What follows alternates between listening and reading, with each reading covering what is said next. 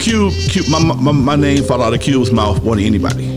Cube always give me my props. Okay. He just did an interview recently, and in the interview, I got a copy of the interview. He said, it shows the person that he is. Lonzo Williams don't get the respect he deserves, for here on the West Coast. He looked out for everybody. And you got these guys. You got a studio in your house. A studio in my house. And this is where this movie where they depicting Easy rapping, but can't really rap. Can't rap a gift if he gave. That was in your house. Yes. Myself. Hey, just say the words, all right?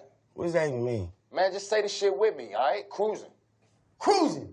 But they didn't. I don't think they said that in the movie. They didn't say that in my. No. They didn't say that in the movie. No, they didn't. So when these kids are at your house, you put a studio together. Did you know that they had talent to make music, or was it something you trained them on, or who was dealing with the engineering and all this stuff? It was different back then. So what type of studio was this? And who was paying for it? It's his studio. He got. I know, money. but who paid? American Express. Me and American Express loaned me the money, and I paid them back. Okay, that's how this shit got. That's how it got done. It's a backstory to that. Okay. Okay. Backstory is where I live at right now.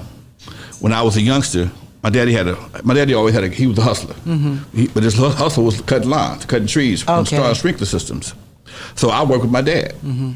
So the neighborhood I live in right now was one of our main neighborhoods. Mm-hmm. Etta James, the blues singer, lived in my neighborhood. Something told me it was over. Wow. Really? We cut her lawn on a regular basis. And you spoke to her? I know it like I'm talking to you.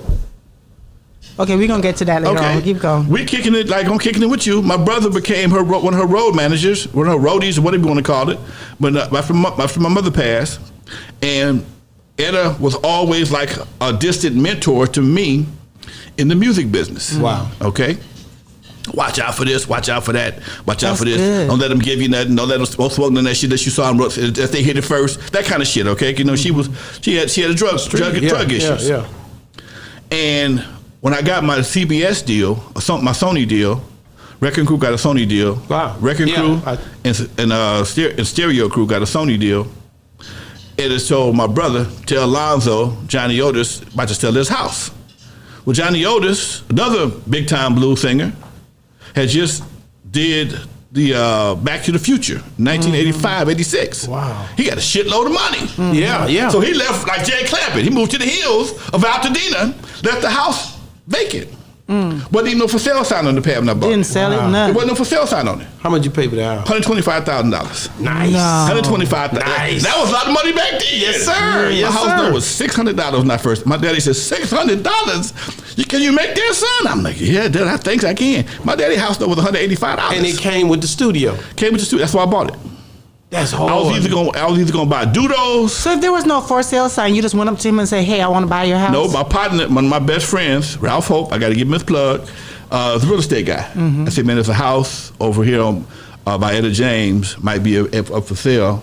Could you check? He ran the address, found out, called the people up. You want to sell it? They said, yeah. Wow. So when you get in this house now, you do Dre and them come immediately? No, they was already with me. We was So already. y'all came over there. I had another house before then. Oh, My so you first was over studio. there dealing with I had a music house over there? already. I had a smaller house. And you had a studio in that one? In that house, that's Man, wait, let me stop right quick. Because you telling me you took these boys over. Have you talked to Dre since all this happened? not up close and personal. No.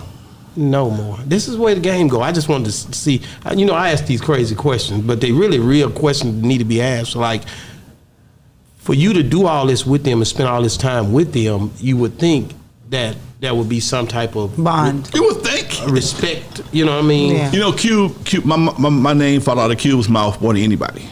Cube Okay. always give me my props. Okay. He just did an interview recently, and in the interview, I got a copy of the interview. He said, It shows the person that he is. Lonzo Williams don't get the respect he deserves, for here on the West Coast, because he looked out for everybody. Wow. How do you feel when you hear that? I love it because it solidifies solidifies my position in West Coast hip hop, coming from somebody of his magnitude. Okay, at first, I used to have a debate. I used to get into it with people because people, well, these guys gangsters. They said, no, they wasn't gangsters, but they weren't. Cube is not a gang banger, but he's probably the most gangster cat of all of them. Why you say that? Cube walked away from NWA because he wasn't getting treated right. Right. Went solo. In the height of their shit. Yeah. Went solo. I remember. Okay. Stepped out on faith and hope. Okay. Killed. Came up with a killer album. Shortly after that, Cube started making movies. Okay. Did you knew that he had all of this in him Cube when was you met always him? talented, but understand, I'm 12 years older than Cube. Right. So I'm 27, 28. He's 15, 16. I hear him, but I ain't hearing him. You ain't I paying ain't attention to listening. him because he a kid. He a kid. Kids got all kind of ideas and plans, okay? Well, yeah. So the first time you actually knew that he was going to be somebody is when he made that move? And I started, no. And I looked at all the moves he was making. Every time he made one move, when they introduced him into the movie business as an actor, I'm gonna start making my own movies. I done conquered the movie game. That boy got 3 franchises. Yeah. He got 3 franchises, 3 different movies from 3 different situations that are all under his umbrella. Mm-hmm. Then he says, you know what? I'm gonna try sports. I'm gonna start some sports shit. Got the 3 on 3. Yeah. If that ain't no gangster shit, my name ain't Lonzo.